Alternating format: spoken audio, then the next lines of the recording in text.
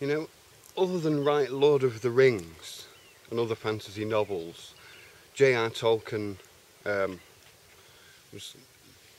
did a lot of other things.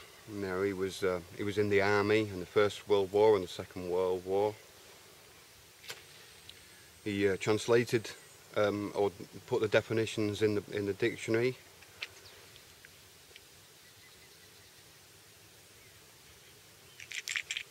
Translated chapters of the Bible, other scriptures and old works. Language professor, spoke fluently in other languages and lived years in other countries. Was into cryptology, considered himself as an anarchist, said that the government shouldn't be called the government and it should be spelled with a small g. It should be an offence to write government with a capital G. He was not particularly in favour of the Church of England and the monarchy and the Queen. He was a devout Roman Catholic and obviously versed in canon law. And so I'm figuring that if I'm going to study one writer, because I haven't got a lot of time for books and stuff, and also that it's such a popular work in all different countries and languages, and it's Professor Tolkien himself is not going to write bad linguistics. The other thing is that the books themselves have got a lot of different characters in, so each of the characters represents a different aspect of linguistics and language and literacy. And so I'm looking at this and thinking, okay, there's more depth to this whole thing. There's much more depth than just like a story. And like I said in the last video, Tolkien writes things that we can, as the reader, can apply. It's not an allegory to something that's already happened or will happen in that sense. It may happen, it may not happen. It's how we apply what we see.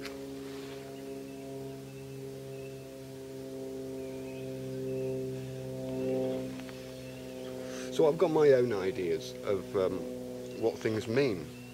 And I'm looking at what is the ring, obviously. And we know that Billbo Baggins, for the riders, Billbo Baggins finds the ring in the caves below the mountain, in Gollum's cave. He's crawling through the dark and he suddenly puts his hand on the ring and finds it and takes the ring. Doesn't know what it is. Then meets Gollum, and Gollum says that he will take him in his boat across the river and blah blah blah. To skip ahead, they're making a riddle game. It's the chapter Riddles in the Dark. And Bilbo runs out of riddles and says, "What have I got in my pocket?" Now, us, the reader, we know that he's got the ring in his pocket, the ring that he's found. And so then Gollum asks for three guesses, and then Gollum begins, handses. He says it all as a plurality as well, with an apostrophe S. Handses, hands. Have you got your hands in your pocket? Luckily, Bilbo had just took his hands out. Second one is, and it's obviously the wrong answer. The second one is then a knife, like a pocket knife. That's also the wrong answer. And then the third answer was string or nothing. And Gollum was like getting two answers in at once. And Bilbo says, both are wrong. And so then if we apply that, we know it's the ring that he's got in the pocket as the reader, but we don't really know necessarily what the ring definitely is. We know it can be applied. So if we take then Gollum's three guesses and look at the ring verse, one ring to rule them all, one ring to find them, one ring to bring them all, and in the darkness bind them. So we've got the first one ring to rule them all, the ruling hand, handses. What have I got in my pocket? Hands.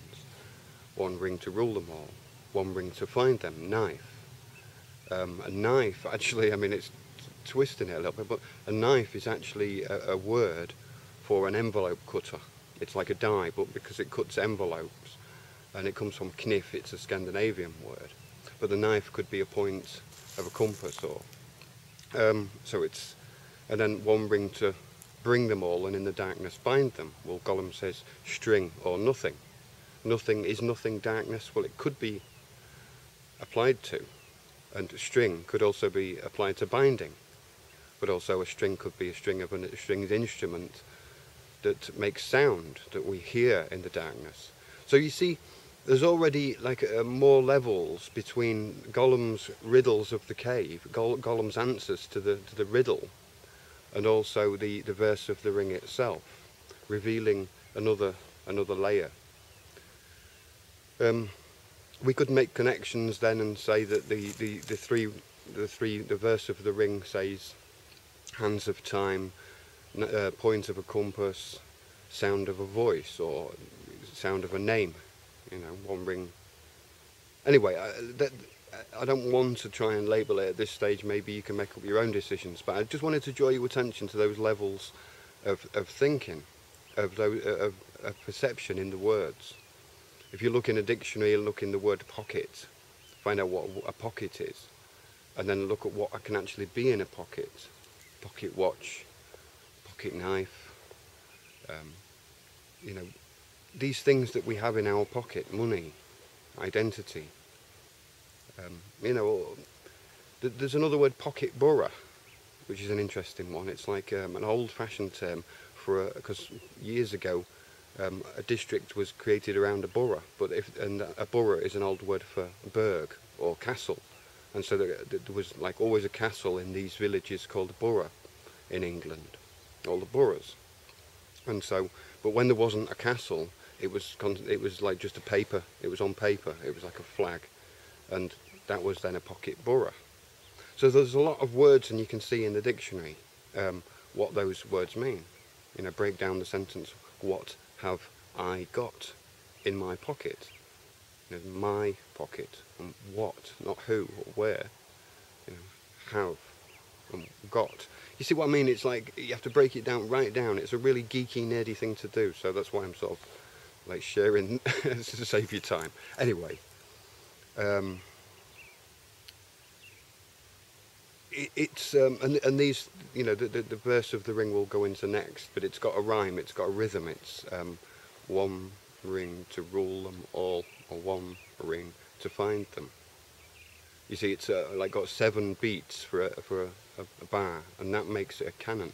That makes it a explosive rhyme, a verse, so that, you know, old canons were done in rhymes so that you couldn't change them, you know, because then it wouldn't rhyme anymore and wouldn't explode with the end word. And that's why a canon is called a canon, because it's an explosive rhyme. A song like Frere Jacques, Frere Jacques, Frere Jacques, these have all got particular coded rhymes in them.